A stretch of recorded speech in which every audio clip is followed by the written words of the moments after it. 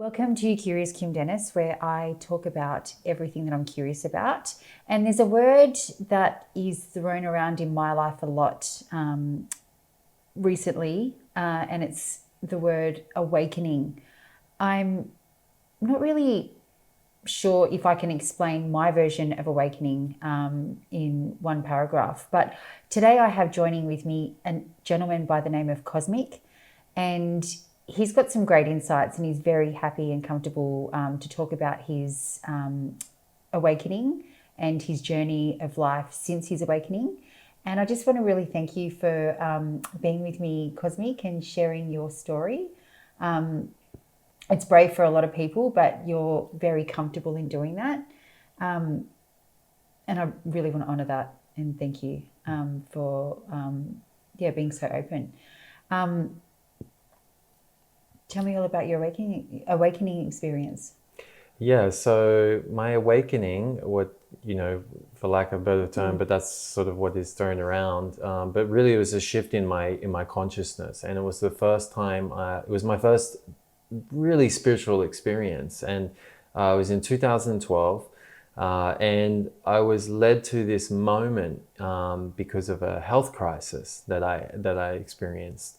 Early in 2012, I went to Nepal, and on that trek in Nepal, as I'm trekking to Everest Base Camp, I end up getting a parasite, and this parasite was really the diamond of my awakening in this experience, because what it did was it led me to learn about fasting, because I went to Nepal. I was there for a couple months, and got this parasite, and I continued to have these symptoms and these negative symptoms from this parasite for a couple of months as I went back to London. I was living in London at the time, and nothing was helping. No doctors, all of their antibiotics, all of their medicines and their recommendations, nothing was helping to alleviate the symptoms of what I was experiencing from this parasite. And it was a friend of mine that said, "Why don't you try fasting?"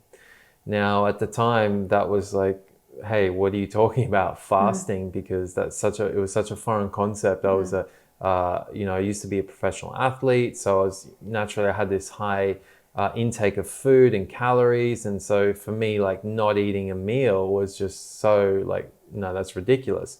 But I sort of took it on as a challenge, because he said, "Look, why don't you try 7 days on juice and see what happens?" I really believe that this could happen. And so I was really open at that time to try something, because nothing was working in sort of medicine, What were you allopathic. trying? What was I trying? Oh, I mean, basically doctors were just giving me courses of antibiotics and different types of antibiotics.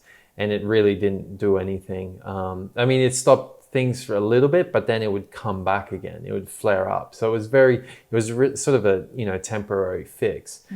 And so on August 1st, I remember it.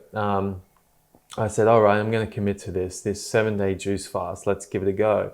And it was on the 8th day, so on August 8th, so I'd done 7 days on juice. August and then 8th is Lionsgate. Yeah, so I only found this out after the fact, like a couple of years after, I had this sort of shift in my consciousness and awakening. And I then found out that, the 8th of August happens to be this powerful spiritual day that Sirius is closest to the earth on that day. And so it's this really heightened energy of Sirius, and it's got this aspect of, the lion of Leo.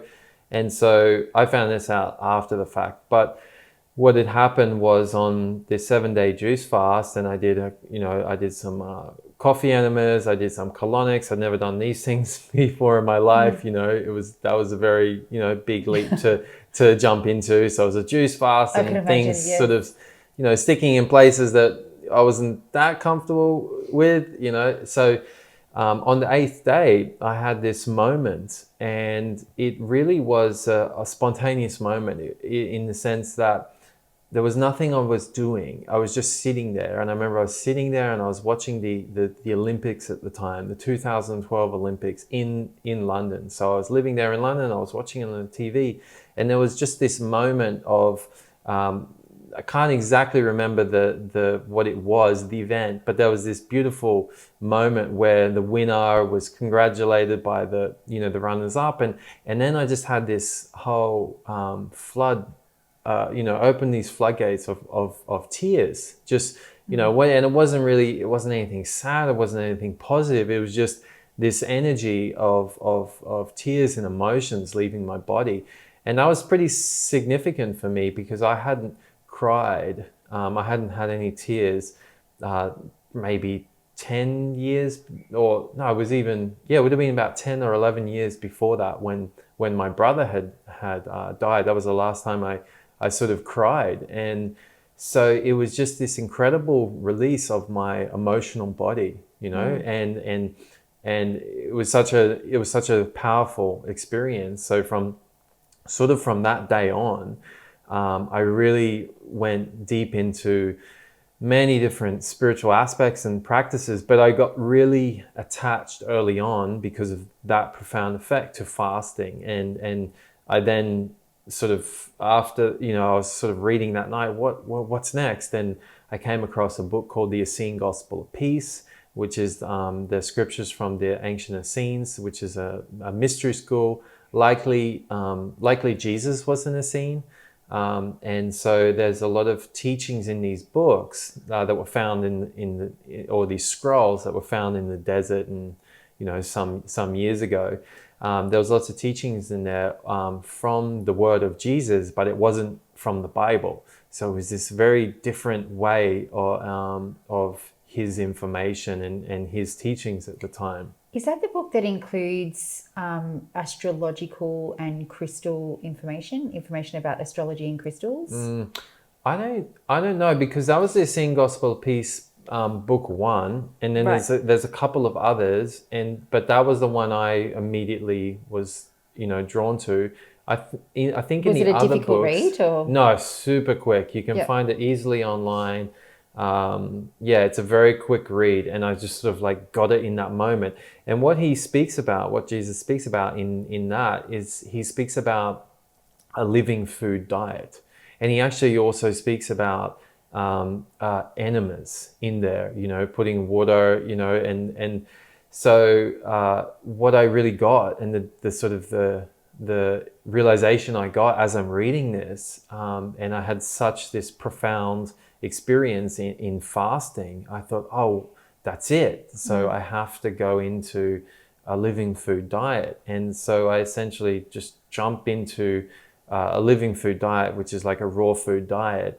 For the next 3 years, I was like 99% a raw food diet. So no cooked foods, mainly fruits, obviously no meat, no dairy products. I tried my best to at least live this way, because, and regular fasting, because also in that he was speaking about fasting, and so I really got into this way of exploring my consciousness, exploring spirituality through the food in just my change of diet, and many sort of miraculous things happened to me. So firstly, the symptoms of the parasite were completely non-existent. And as I continued on, it never came back. There was moments it like flared up, but that was when I deviated from that diet. If I would eat some sugary things or breads and glutinous things and pastas, it started to flare up. So I started to become very sensitive to my intake and how it was affecting my body. And then another happy sort of miracle from it was that I had a knee injury, and that knee injury, I was told that I was going to have it for the rest of my life, and that it's going to degenerate over time, and just sort of deal with it. There's no really any way we can fix it. And only after a couple of months of sort of on this regular fasting, maybe once a month, and of changing my diet, that the knee injury had went like completely gone. I went and got it scanned. There was no signs of this injury. So do you remember what the injury was? yeah, patellar tendinopathy. So it's patellar tendinopathy. It's on the tendon, and there's nerves that grow in on it, and they didn't really have a solution of how to get rid of it at the time. So that's why I was sort of in this place of, well, just deal with it. And so those are the two things that really showed me that just simply a change of diet is going to have this effect on your body. So yeah, I really got into it for a couple of years. But really, what that was, it was an opening into all different aspects of a spiritual search, because I'd really been spiritual. Been spiritually sort of dead my whole life. Although I'm aware of all of this now, but for the most part of my life, I had this. I really judged spirituality. I really judged religion and all of these different things. I was born and raised Catholic. I went to a Catholic all boys school, but I never felt any level of spirituality from any of the things that were being spoken about, or any of the ceremonies. I never really felt it, and so that was the first time I had that spiritual experience. And since then, going into all different aspects of techniques of meditation, different yogas, different plant medicines, entheogenic, psychedelic substances, I managed to continue this path of always evolving and experiencing different aspects of my spirit through different forms and techniques and practices. So the awakening happens in 2012, and you go into a raw food diet for 3 years. Yeah. What happens after that? So I got into meditation in that time period as well. So I really got into the technique of vipassana, which is translated to awareness. And Is that the silence, when you're meditating in silence? Right. So the technique became very popular in the last years from a guy named Goenka, and he has these courses all around the world, although he has passed. And the first stage of you experiencing a Vipassana retreat is doing a 10-day silent retreat. So, and that doesn't just mean no talking, that also means no reading, no writing, no phones, nothing, no jewelry, no watches. And so it's really focused on teaching you this technique, taking away all distractions and allowing you to go into the body and come to the state of vipassana, which is awareness. And what it's doing is it's bringing you into the body and becoming aware of different sensations into the body. And so that's a 10-day process, the first stage. And then they have, if you really go into it, you then do 20 days, 30 days, and then eventually 40 days. But it's the technique that the Buddha taught, and so is the technique that he became realized on. And there's many other enlightened beings that have spoke about vipassana, not just the Buddha. And so it's a pretty... How long did you practice that? Well, I still practice it. But at that time, I really got into it and sort of devoted to that practice after that first retreat. What does devote? Is there a difference between devoted to it and practice it? Yeah, well, no, not really. But I would say like devoted, I was really like, that was it for me. And I was intensively doing it. I was sitting twice a day, because after the retreat, they recommend that you do it twice a day, in the morning and one in the night. Mm-hmm. And I wouldn't say I do that now. It's not like that's what I'm doing. I've become more flexible with it, and I don't necessarily have to be sitting to become in that state. I can in a seated meditation with eyes closed, I can also just be sitting there and become aware of different sensations in the body as I'm with my eyes open. So but yeah, I will sit in that state pretty regularly, but it's not consistent as that was morning and afternoon. Now it could be once a day, or it could be every couple of days. I don't have this rigidity to that practice. So you've done raw food diet, Vipassana. Yeah. And then what else? So then the evolution of that was after sort of meditation and raw foods, I was always open to entheogenic psychedelic substances, and I was always waiting for like when was that moment going to present itself, because I had so many experiences of people from that, and I had my first ayahuasca experience in 2015, and that was sort of like the next stage of that development and teachings of these plant teachers. And so I then started to work with not just ayahuasca, but other plants that enabled these teachings of myself, of the earth. And so I started to connect into this reality of what people call plant medicines, but really they were teachers. They started to become teachers for me about many aspects of myself and Like the what? people What around sort of me. aspects? Well, it's obviously, it's very personal. But what they do is they awaken and they make you see a lot of the stuff that maybe we've repressed for years, which is exactly what meditation does. It brings that up for you, and you start to become very observant to, oh, okay, so that maybe that happened in that time of my life, and that's a result of, and that's why I'm this way today. So I started to see lots of childhood memories come up, lots of experiences of like trauma, and accepting those, trauma or relationships, and starting to see where and how my relationships were, they went a particular way. And so it allowed me to see these different aspects of my life that I was not really looking at. Yeah. And so it really presented me these different areas of my life, Did you change as a person?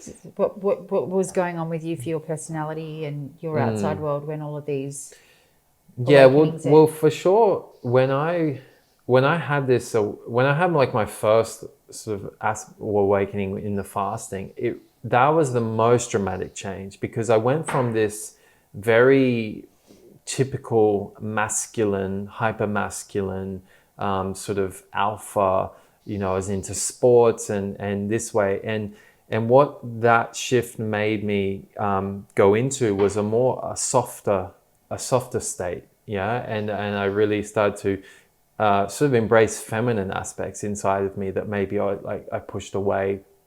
Different aspects of creativity. It really awakened a lot of creativity in me. I really delved into all of my exploration of like, wow, I really haven't, I felt I was creative, but I hadn't really explored it. So it allowed me to explore a lot of creativity, and that was very healing for me. So becoming more, understanding of that aspect, which you could say is like a little bit more feminine. So I started to explore this sort of feminine aspect to my being that I had sort of repressed and maybe judged for a long period of time. And so, meditation, the fasting, and the, psychedelics allowed that to come to the surface and deal with it and explore it, And so I really got into this exploration of my creativity and, feminine in what aspects. form? How did your creativity come about? Well, I was always really into film. The idea of making films to me was how I visioned my artistic self, and so I then went to film school. I started playing with filming and editing. Had you studied before this? No, I hadn't studied film. I'd studied psychology. So my undergraduate was in psychology. Okay. And then I decided I always had this like ambition to do film and study film. And can I ask what the decision-making process was toward the psychology degree? Well, I know it's pre-awakening. Yeah. So I had a scholarship to an American university, and basically I was limited to whatever was at that university. And at the time, I had this creative aspect always wanting to come through, and I was already making, as a teenager, I was exploring making clothes, and so I was into maybe going to like fashion design. So I started actually in fashion design as my undergraduate, but that was going to be a 5-year program, and I had ambition to do something else that was, I really wanted to be not in university for 5 years, so I wanted to be in a 4-year program. So the next thing for me that I found in that university in America was that interests me was psychology. I thought, well, look, I'm going to have to deal with people for the rest of my life. Why not better try and understand them? I try and understand myself more through this means of psychology. So that was just really where it came from, just the next thing that I had expressed interest in that university offered. And it really works well for me now because I have this, I'm merging this fields of, film and psychology, combined with, how I understand a lot now about psychology with other practices like meditation or psychedelics. Yeah. So it really informed me, sort of both sides of how one can develop and understand their mind and their being and understand other people with these two approaches, one going through the sort of the traditional mainstream understanding of psychology, and the other side you could say is like the spiritual exploration or the shamanic exploration of psychology in the mind. So I have these two pathways of psychology and exploration of the mind that really work well together now, because now I have sort of an understanding like, oh, okay, that's happening on this side, on this more spiritual shamanic side,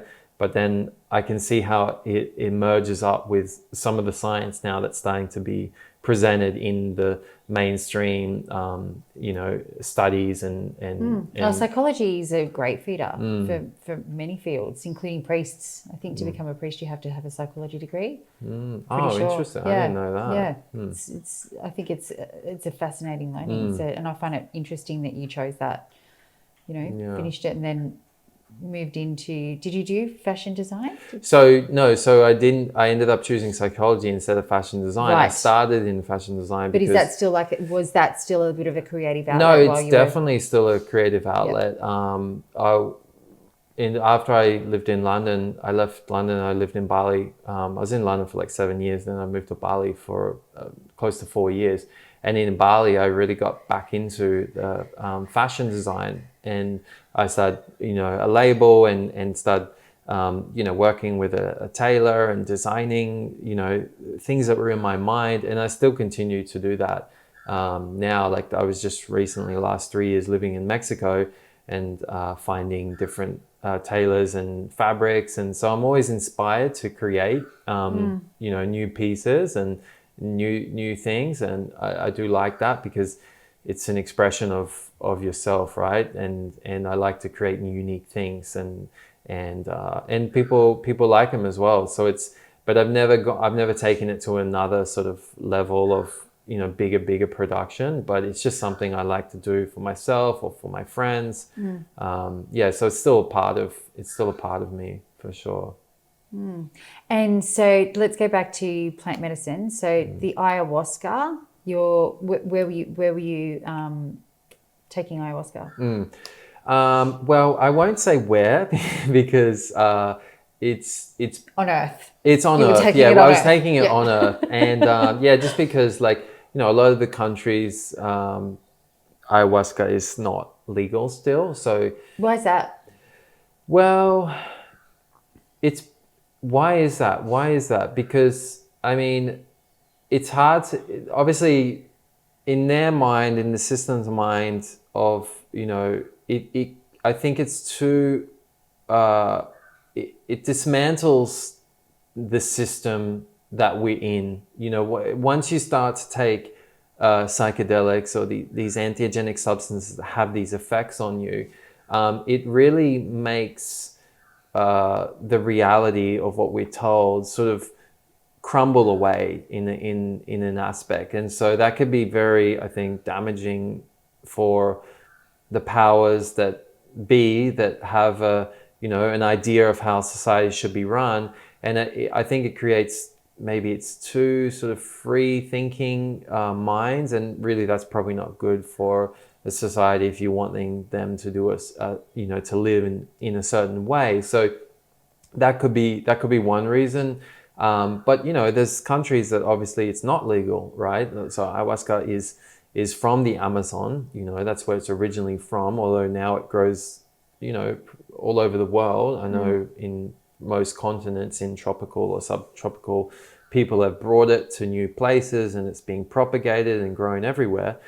So but in those countries, Brazil and Peru and Ecuador, in the sort of Amazon and the tribes where it originated, obviously it's still it's accepted. It's accepted in the government there as an aspect of something that they need, and as part of their culture. So yeah, there's many reasons why I think it, is still illegal. But what's amazing and now is that we're really in this time where it's starting to open very dramatically and profoundly in the Western minds and of society. So clinical research is clinical being conducted. research. Yeah, there was an institute. Here in Australia is really at the forefront. There's an institute in Melbourne. I think that just got $40 million of funding to research ayahuasca, psilocybin mushrooms, and MDMA.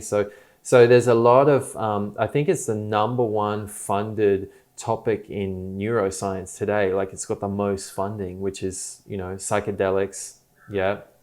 So there's really a big potential with all of this research and money going into this for it to be, rolled out legally, and that's what is happening. So it's only a matter of time, I think, before Australia has it, legal, and other countries have it legal, like Peru and Ecuador and Brazil. So it's legal over there. It's yeah, a way it's of legal. life over there. Yeah, it's a way of life. In the sort of the tribal context, in the indigenous context, still in the cities. Like if you go to Peru and Lima, and it's still very much judged in people in the cities, and they look at it as something, sort of witchcraft or black magic, something like that. So they do see it as, which is also a real thing, because even within these realms of ayahuasca, there is a lot of that happening, and there is a lot of darkness around it. So it's not all light. It's a very strong substance that can be, anything can be used for good or for bad. So there is those aspects to it. But there's also a lot of prerequisites that one has to have to be able to take it. Yeah. Health-wise, medications, Absolutely. other substances, Yeah. mental stability. Yeah, well, my main teacher in this, he says that if I go to university, I can't just go to university. I need to have gone to primary school, secondary school, and then I can get accepted into university. And ayahuasca is really sort of like a university. Right. And so there's steps that you need to sort of go Marijuana, ecstasy. Yeah. It can be alcohol. It can be this sort of way, but like I think for somebody to just catapult themselves into ayahuasca, maybe isn't the best thing for them. Obviously, there are a lot of pharmaceutical contraindications that you don't want to be taking certain types of pharmaceuticals. With ayahuasca, you want to be at least off these pharmaceuticals for a minimum of 21 days. And if you've got heart conditions, you probably want to stay away from it. And so there are things that it's really not for everybody, and there is a risk. There's a risk involved with everything. And so really how the movement, to move forward and help it grow and move forward, is really have to mitigate these risks as much as possible, so people can understand well, is it for me or is it not for me? And so that's really where I'm at the moment with it. It's just trying to help the movement and educate, like who is it good for and who is it not. But yeah, I think people with already some imbalance mentally, in the sense of like, schizophrenia or these bipolar sort of states, is probably not the best for them. Having said that, or if they have a family history of that. Having said that, I have a friend that's a ayahuasca facilitator. His father is schizophrenic, and so it's not always the case that because you have this in your family that it's going to have this effect on you. But I think these are just sort of like safety precautions that people and facilitators working with it for years have started to understood a lot better, how to work with it and who should be working with it. Does the same go for psilocybin mushrooms? Psilocybin is actually one of the safest, if not the safest. I was watching reading an article of like all sort of substances, from alcohol to MDMA to ecstasy, and there was like heroin or cocaine, all of these list of like the safest ones, and mushroom was pretty much like the safest one that you can do. But having said that, it's not just like, oh, I can go and take mushrooms, and not really that advice, to just go and take mushrooms and be on your way and think it's all good. Really, it's all about the environment, the context, the setting, and who's taking you through the process. But like on a physiological level, there's really not that many contraindications to mushrooms, and that you'd have some adverse effects to it. It's probably less riskier than ayahuasca. Right. Yeah, and so there are these sort of levels of safety with it, but yeah, mushrooms in general is pretty safe, more or less. Yeah. Okay, and have you had an experience with mushrooms? Yeah, lots of experience with mushrooms. Many parts of the world, different types of mushrooms, and I used to make mushroom chocolates, and so yeah, I think mushrooms are great in many ways, and there's a lot of research now emerging about mushrooms and psilocybin, and not just psilocybin, but can be able to combine psilocybin with other types of mushrooms. There's been shown effects on your nervous system, and being able to regrow myelin sheath with using lion's mane, psilocybin, and niacin. The myelin sheath is when you have degeneration of the myelin sheath, those are the sort of precursors to Parkinson's and dementia. Right. And okay. so that's one thing. I've got my father, onto it. All different types of mushrooms, yeah, including the psilocybin. Yeah, psilocybin, lion's mane, and niacin. There's a lot of emerging research on showing the effects on people over the age of 55, and as this potential to steer off early onset dementia or symptoms of Parkinson's, being able to regenerate the myelin sheath, which is pretty hard thing to do, but there's a lot of encouraging research that's showing that it can have this effect of helping to heal our nervous system. Did your dad take it? Yeah, he started taking it, but this how does he feel about that? Is there a hallucinic effect with your dad? Yeah, so this is a sub-threshold dose. So It's a Right. micro dose of psilocybin. So it's not anything you're going to go into a psychedelic state with it.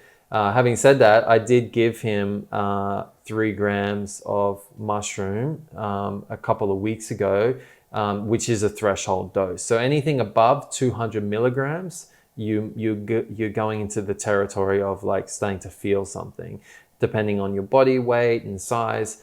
But 3 grams is for sure. How did he feel about that? How do I feel? How was the experience for your dad? Oh yeah, he was pleasantly surprised. He became sensitive. After the experience, he came out into the backyard, and he started to have this connection with the nature, which he wasn't really present to previously, and he started to understand like, wow, there's really a communication now between him and nature, and that's what a lot of people after a psychedelic experience will have is they'll start to have this feeling more connected to nature. And so he started to feel that, and he started to see the trees moving and having some type of feeling that he was more connected to nature than he had previously. And that really reflects on being more connected to yourself, right? Being more connected to your own inner nature. And so it was a positive experience, as a 78-year-old, to go Wow, into good it. for The him. first, Yeah. And how did your mum feel about that? she was like apprehensive, but she let it, she let it go. Like she let it unfold, and she saw that nothing bad happened. But she's very much sort of like, I don't want that for me. No, Yes. she's still very resistant to it. Maybe she'll be open to it. Okay. I keep prodding her, but she's like, no, I don't want to go there. I don't want to go there. So, Do your parents drink? yeah, they drink, but they're not like, drinkers. Did you grow up significant. drinking? Did you drink before your awakening? Yeah, I drank. Or do you drink now? I drink occasionally, like I have like a glass every now and again. But I went from like I went at a point of like teetotal. It was actually after my birthday in 2012. Before my awakening, I already said, okay, I'm not drinking any more alcohol anymore. That's it. I'm done. Yeah. And it was after like, a birthday bash, a couple of bottles of Veuve Clicquot, and the next day, okay, no more. And I didn't drink for several years, like nothing, not one drop for like 7 years. And then I had a drink again because someone offered it to me because it was their brand of mezcal, and they told me this whole process of how they make the mezcal, and it was like a spiritual alcohol in some way. And Is that tequila? it's from the agave cactus, the same similar cactus, I guess, to tequila. I don't quite know the difference between them, but it's like it's like agave cactus, and one variety or the other one. Tequila often is, so there's some similarities, but then there's some differences. I don't know exactly that, but so I'm not really into alcohol. I'll have a drink every now and again, but I really don't like it. Like, how does it make you feel? I mean, I don't feel bad. Like if I've had like a couple of glasses of wine, I'm not good with it anymore. Like the next day I'm like, sort of headache coming in, even if it's good quality, it's still, it doesn't really fit with anymore. I don't need it. To be socially active. A lot of people have that as their crutch, right? They can't jump into a social setting without a few drinks. And I had that. It was great because I had already stopped it, and I had this awakening, and then I had this real like positivity around, I'm being healthy now. I'm into all of this, raw food and juicing and alcohol. And so I really started to embrace a lot of, being able to put myself into social environments and just confidently say, no, I don't drink alcohol. I'm all good. That's not, and so that was good. And something. Did you lose friends? Yeah, I lost friends in the sense, in the beginning, especially just because they're like, what is going on with him? He's changed a lot. And so I wouldn't say they were mean to me, but I could definitely feel their judgments. I could definitely feel their like, oh, what's going on with him, and I could feel people distance themselves from me and sort of make fun of me. And was that when you changed your name to Cosmic, or well, before? I don't know if it was then, but that definitely, was like, okay, what's this guy doing? He's changing his name to Cosmic, and also my family was very much like, what's going on? So there was definitely those moments where people questioned, but it's just a part of the process, and you just have to continue to go on that path, which is really the path of your heart, and once your heart is open and you start just following that, it's a test, and you get these tests from friends and families, and being able to really stay in that space of like, what is really driving you, where is your heart really taking you, and being able just follow that. You know, it's challenging. It can be challenging with people around you. So with your awakening and your life experience, how old are you? Do you mind I'm sharing? 37. Okay, so I sometimes forget. I was like, oh, yeah. age doesn't matter, right? Nah, yeah. So where do you see yourself in 20 years? 20 years, wow. Do you have a vision for that, or? Yeah, I mean, look, continuing to like support this type of development, right? The development of inner work and inner exploration, and being able to, you know, keep unfolding in that, and helping support that type of work.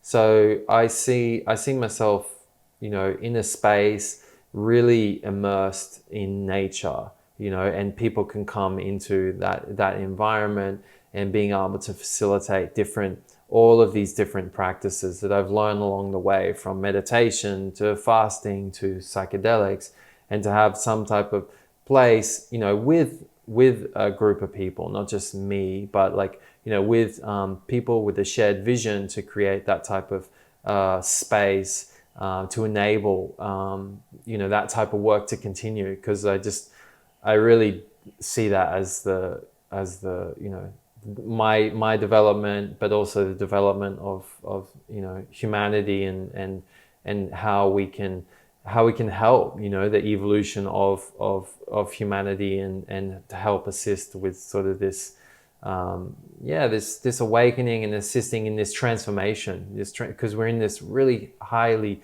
volatile state of transformation, and a lot of people don't have the tools to be able to move through this this very turbulent time that we're living in. So the meditation and these psychedelics really help with that transformation, and being able to be able to ride that wave through it, you know. And a lot of people are struggling to ride that wave, you know, since especially COVID.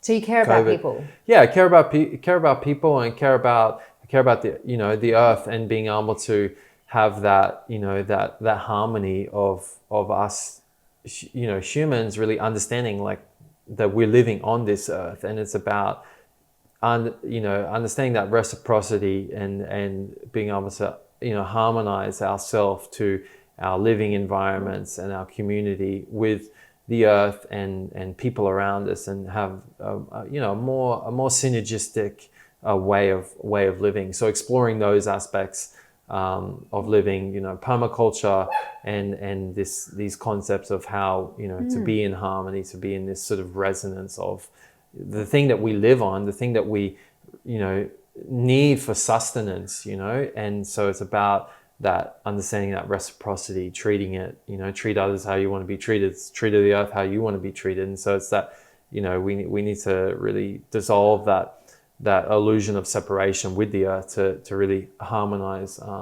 you know, ourselves with the earth, with a community. And that's what the path I'm on. And are you open to all of people? So all people unawakened and awakened? Yeah, absolutely. Absolutely. It's not because ultimately we're all one, you know. There's not and I admittedly, when I I didn't have this awakening, I used to sort of judge and laugh at you know, spirituality and people into these things that I'm into now. And so when you were a professional athlete, were you drinking then? Yeah, I was drinking. So you were then. in Yeah.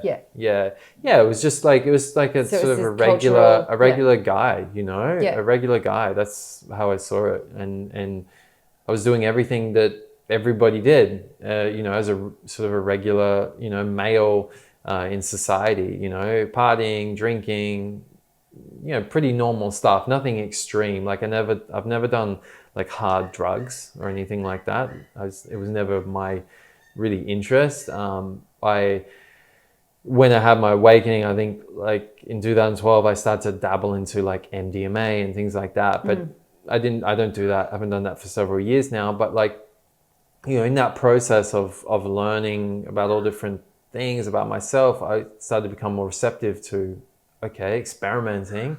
But yeah, I was never into like really, you know, hard drugs, never done cocaine, never done ketamine, never done, you know, something like that. But yeah, I was just, you know, I'd drink, I'd party,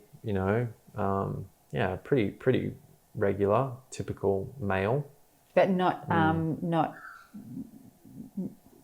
less compassionate, maybe? Yeah, I was not very, less compassionate and judging, and and I'm still that now, right? I still have my moments of no compassion, anger, judgment. It's all still there, but now I'm aware of it. Have coping tools. Yeah, Sounds coping like tools, and I'm just become aware of it and Yep. being able to see it. You can So- regulate your body through your meditation Yeah, practices. through meditation and like I'm breath. dealing the breath. Yeah, but yeah, I still find myself in my states pre 2012. A lot of still moments of anger. It's like only yesterday I'm in a dialogue with some guy, and I came to the conclusion. I said, I think it might be actually in the best interest just to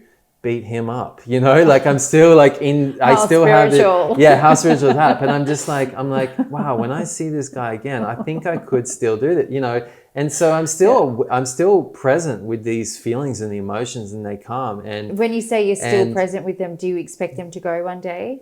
well, time heals, and so I just trying to observe them and just accept what is what is happening, and just observe it and not judge it. Not go, oh no, I'm thinking I shouldn't be thinking that. No, but I am thinking that is what I'm thinking, that is what I'm feeling. And just to allow it to be, and just be more the observer in the space, and just try and let it pass. Don't know what it'll be like when I meet this guy again, but I'm just trying to be real with it. I'm trying to be real. No names. Yeah, no names. Yeah. Oh, good. Yeah. Okay, and how do you? Can I just ask you? This is a complete curveball. What do you think of the word witch? Well, yeah. I mean, I understand what is witchcraft. Yeah, what is. Can you tell me what is witchcraft? Well, I think it's working with the elements, and that's what you could say is shamanism, or this word that gets thrown around, shamanism, witchcraft, sorcery, and it's not a bad thing. It's just that we've been programmed that it's like maybe this darker aspect, but it really is just working with the elements. And being able to work with the elements and understand the elements and use the elements in your favor, there's both sides to it. There is this sort of light aspect to working with the elements, or there is this darker aspect to working with the elements, and just understanding they're both there, they're both present. So a lot of people still, I think, have that rollover from hundreds of years of witchcraft and witches being burned at the stake, and that there's this sort of negative and darker aspect to it. But really, it's just working with the elements and being able to understand those aspects of alchemy. Really, it's alchemy. Hope you liked that episode. Subscribe to Curious Kim Dennis. If you've got any feedback, please paste them in the comment box below. I'll get back to you within 24 to 48 hours. Also, if you have something you think I might be curious about, if you can't talk about it, I'll probably want to talk about it. Get in touch with me at CuriousKimDennis.com, and you'll hear from me soon. And I look forward to the next episode. Thanks. I hope you enjoyed it.